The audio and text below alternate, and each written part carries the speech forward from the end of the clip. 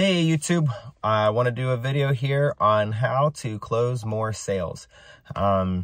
So I'm going to give you a little sales trick that will go about 1,000,000 miles for you in the long run. And it's called giving people pricing options. You want to give them options. People love options. You never want to walk into a place and just give them one price and here's your price, here's what it is.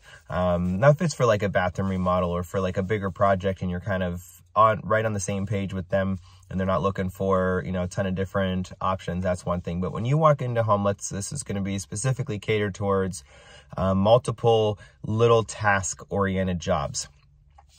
This is where a lot of people struggle, closing some of these sales. So this is when you walk into a home and they have 5 or 6 items on their list that they would like you to look at.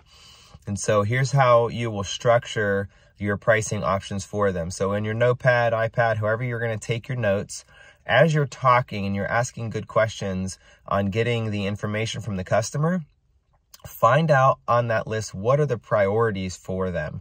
You want to find out what are their priorities. So they have 6 items on their list and number 1 priority is getting this faulty 3-way switch fixed. Second thing is there's a leak underneath the kitchen sink. They want to make sure that that's repaired. And then they have 4 other items that, maybe paint a bedroom, install some trim over here. And those are secondary and third items that they're not as concerned about. But if the price is right, they'll do this. So when you build the price, you're going to give them option 1. Option 1 is everything. All 6 items bundled together. Option 1. Here you go. Here's option 1. We're going to fix the switch. We're going to fix the leak, put the trim up. We're going to paint the bedroom. All of these items. Here's option number 1. Option number 2, take off the lowest priority item. Maybe the lowest 2 priority items. Take those off the list. So here's option 2. You kind of get all of the necessities and you get this door trim put up and this bedroom painted. And then the bottom option, option number 3, is going to be the absolute necessities that they needed done. Obviously, they need to get the switch fixed and the plumbing fixture repaired. So then there's your option number 3. You give them those 3 options and you're going to bundle each of those as 3 separate pricing options. You're not going to price out individual jobs for each one of those. You're going to bundle them together and give them 3 pricing options, because you will find that most people will pick that middle one. A lot will pick the top and a lot will pick the bottom one, but most people will pick that middle option. They feel good. You've given them a couple options. You haven't overwhelmed them and they can get a lot of things done and you can get them taken care of. So you give them 3 options. You'll close more sales with giving your customers some options, especially when you are dealing with a lot of small little items. You don't want to walk into a home and try to offer a price just to repair one little thing.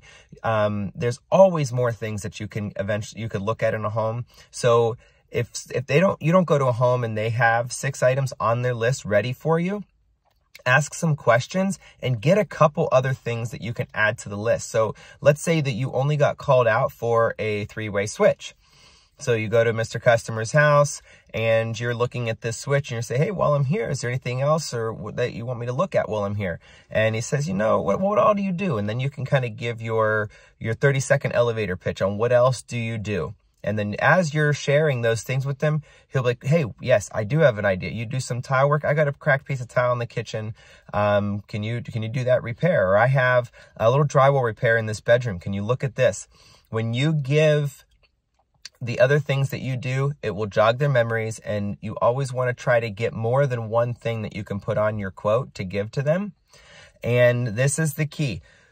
When you give these prices, if you're looking to close sales today and do the work today because you need the work or you want the work and you have the ability to do it today, go out to your truck, your van, whatever you're in, and price out those jobs on the spot. Run it. Say, you know what? I got your items here, Mr. Customer. Give me about 20 minutes. I'm going to run out to my truck. I'll write you up some options. I'll come right back in. We'll go over them. If it looks good, we'll get started here today.